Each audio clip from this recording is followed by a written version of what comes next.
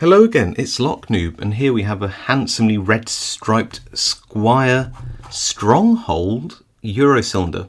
Now, a lot of you are probably thinking, oh, I didn't know that Squire made Euro cylinders. I thought they just made padlocks. And you'll be forgiven for thinking that. There's lots of pretty good Stronghold Squire padlocks out there, but they do make some Euro cylinders like this.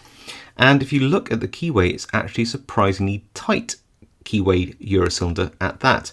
I have taken off one of the circlips to make gutting this lock a little bit later a tiny bit easier. But that does mean that when we put the key in to demonstrate it, and there's the bitting, it's not too bad. It's got some very high cuts in positions. This is a, was it 1, 2, 3, 4, 5, 6. So in positions 4 and 6 there are some quite high pins. I could have just looked at the Top Gun so I counted that. But it works nice and smoothly. Just make sure I don't wreck it before I pick it. And yeah, there you go. So I mean, the bitting's not bad. It looks like a zero lift or similar in position 1, medium cuts in 2 and 3, max, well, almost max cut in 4, medium cut in 5, and a max cut in 6. Now, because of that tight keyway, I've chosen some thin picks. These are 20,000ths of an inch Sparrows picks. We've got a short and a medium hook, and I think that should get us into the lock. So let me grab a vise and have a go at picking it. And if we pick it, then we'll gut it. So here we are on the vise. There is that key. Look at that bitting again. So probably a zero cut in position 1. Cuts 2, 3, and 5 are very much medium. Highs in positions 4 and 6. Definitely a max cut in 6, 1 before and 5. And operates nice and smoothly. So yeah, how are we going to pick this? Well, I've got some picks in 20,000ths of an inch, quite thin, a medium and a short hook. Of course, we'll start out with a short hook. I'm going to tension this lock just off the top here like that, and that should be good enough. So let's pop the pick tool in. I just touched what felt like pin 5 and went into a bit of a false sets or something similar. That's pin 3 and 2, just gave me just some clicks there. And I'll get to a point where I just can't really feel anything else in the lock. So again, that was 3 again and 2 again, it felt like. Can I feel anything towards the back? Anything on pin 6? No. I feel that I need to get a deeper hook in here. I don't think this is working out for me. Let's go to that medium hook now, and let's start at the back. And we're just going to go through and try to push anything that wants to be picked deeper, a little deeper. So let's try pin 6 at the back.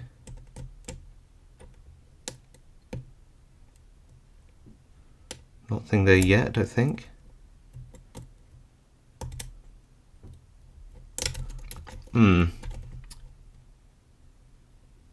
Yeah, pin 6, a little click into a false set.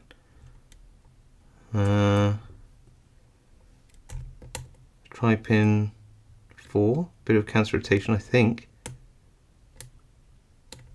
Oh, almost lost my tension there. Yeah, but I've lost my false set, so maybe it's pin 6 at the back I need to push up.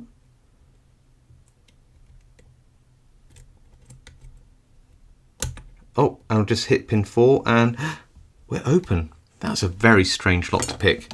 Very strange indeed.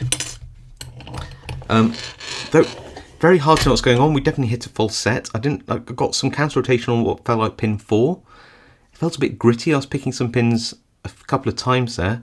I think what we need to do is try to get this out using a front follower. That would save some time, and then we'll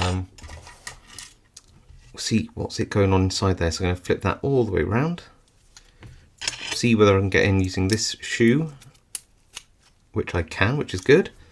And then we're going to gently pull this core out, which should come out because I've taken the circlip off the back. So you sort of go in there and hook it and gently pull this plug or core out. I need to just grab this core and just get it out. There we go. Right, get my fingers on that.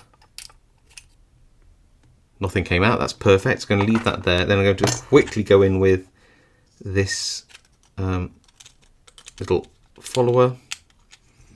And oh no, it looks like it's one of those ones which is oh no, it will fit. Oh, perfect. I thought it was a thinner plug than than a normal plug. That would have been a bit of a nightmare. And then we should be able to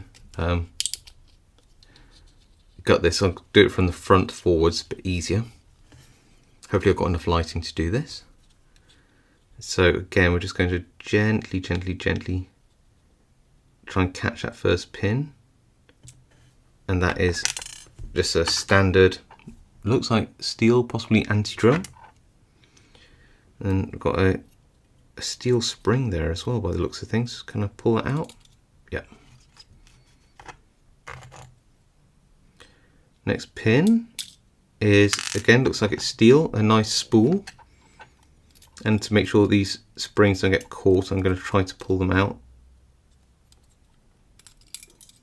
There we go. Next pin is, again, looks like a steel pin.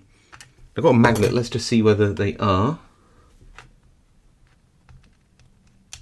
Okay, they're not, the springs are steel, but it looks like, unless they're stainless steel, there could be a non-magnetic stainless steel, or it could be coated pins, but I still think they're an anti-drill sort of steel spring. Maybe they're a chrome coated or similar pin, I don't know. Then I've got another standard in position 4. So we've got standard spool, another standard pin, which might explain why it wasn't too hard to pick this.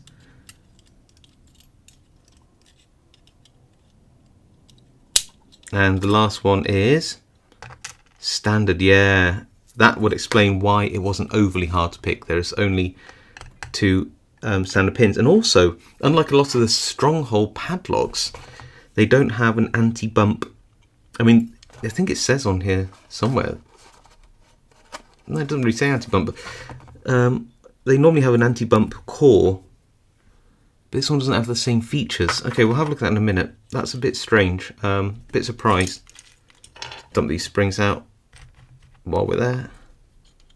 Make sure that I don't end up damaging the springs as I pull this follower out.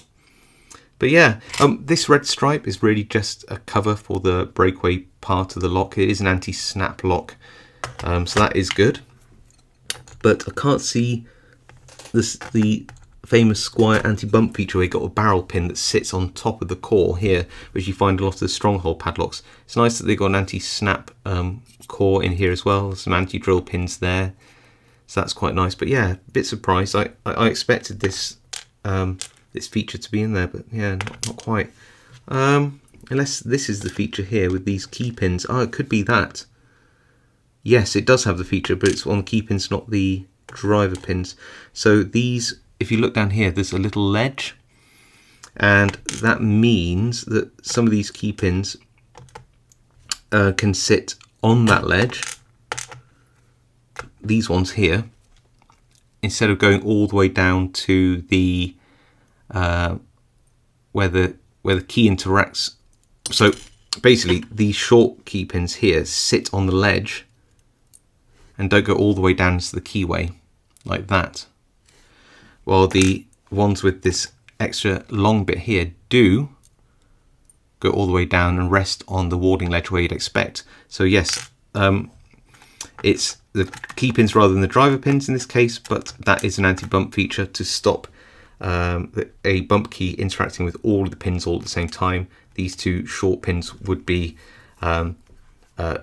sat on a ledge above where the other key pins would be struck by bump key. So that's I suppose a pretty good feature. So in terms of anti-pick, it's not a very hard lock to pick, but it does have some pretty good anti-snap drill and bump features in this lock, I would say. So there you go. That is the Squier Stronghold profile cylinder, model 102463. Yeah, not a great name, is it? But nevertheless, a pretty cool lock, I think you'll agree. If you like this video, please leave a like. If you've got a comment, leave a comment below. I read them all, reply to as many as I can. If you haven't subscribed, please consider subscribing because it really helps my channel out. And of course, I will see you all next time.